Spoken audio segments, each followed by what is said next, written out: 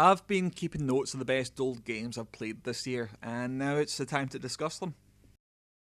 I think the biggest thing I did concerning old games in 2016 was find a way of running pirated games on my Saturn. The Saturn's an odd console, and I was really curious about it. Thanks to its success in Japan as the console for 2D fans, it's gained a huge library of high value obscura. Some of it's terrific, a lot of it's pish. It was a real treat to be able to explore the library without handing a fortune to opportunistic resellers. Turns out a lot of the best games are some of the most well known.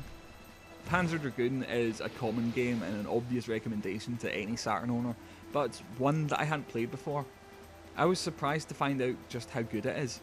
I'd played Orta on the Xbox before and not thought too much of it, but there's a real quality to the original. There's this great feeling of optimism that I didn't expect from the game, and a rich, enigmatic atmosphere to its mythical culture and history that reminded me of Eco. It's not a bullet hell shooter, it's a really nice game, I didn't expect that. I'm a fan. I'm looking forward to giving Zwei and Saga a proper shot when I'm in the mood for more. KO Flying Squadron 2. In action! Here's a much pricier, rarer Saturn game. One of my main reasons for getting a boot cart was to play beautiful, stupid 2D platformers that usually cost more than 100 quid a piece. I had some disappointments. Tri-Rush Depi is dreadful, Super Tempo is bafflingly terrible. Thankfully, Chaos Flying Squadron 2 is terrific. A tiny fragment of you might be familiar with the original Proteus style shoot 'em up on the Mega CD. It's a good game and I wasn't sure what to expect of a sequel given that it's an entirely different genre. I'm pleased to discover it turned out very well. Maybe its virtues of the platform aren't too much to shout about, but it's a weighty, fun game in the same vein as Shinobi. The clincher is it's genuinely funny. In its best moments, I think it's funnier than Mystical Ninja. I was surprised just how often I let out a sincere laugh and how much I admired the animation and writing. It kept me going through some of the worst sections of the game, and I felt it was worth it by the time I finished it. Keep a note of this one if you're willing to find a way to play it.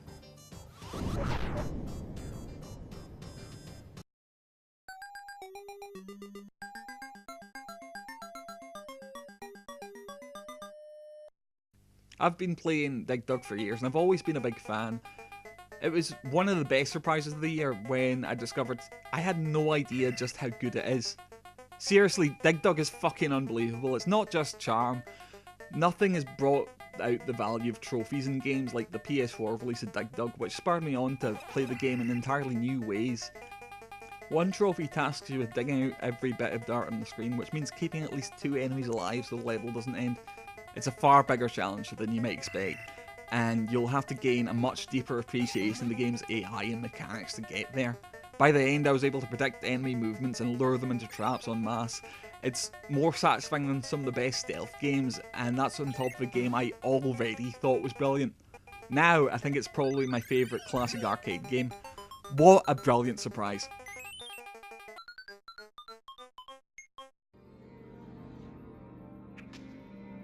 I owned Rez when it came out on the PS2, I owned it again when it came out on the Xbox 360, and I bought it yet again for PS4. I always liked it, but I didn't consider it a classic. I found the musical aspect kind of underwhelming considering how it had been sold to me, and that took me out of the pretentious idea of synesthesia. Playing Panzer Dragoon got me right into Rez. Look past all the musing about the game's artistry and you'll see the game in it. The sound design works brilliantly to pace the levels and bring impact to every enemy appearance, and the bosses are just as great as Panzer Dragoons. The big draw to the PS4 release is the new mode / level, Area X, which is, with no hyperbole, one of the most overwhelmingly impressive things I've seen in a game this generation. I wouldn't want to spoil it, but it genuinely feels unique and a huge step up from anything we've seen before. If you're a Rez fan, you have to try it, it's essential.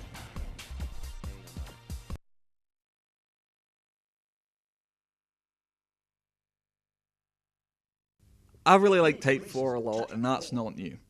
What was different this year is I finally ordered a physical PlayStation copy and a Joy-Con, and that made me spend more time with it than I ever had before.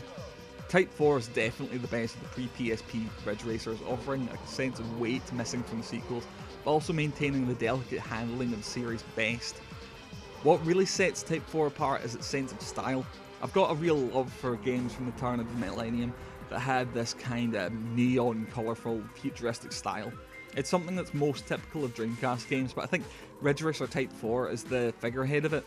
It's very consciously a game set at the end of 1999, which even plays into the game's strangely ambient and atmospheric ending. It's odd to talk about a racing game like this, but Type 4 is very deliberately filled with character and culture, and that's what makes it so memorable. Nostalgic and fresh in the same instance.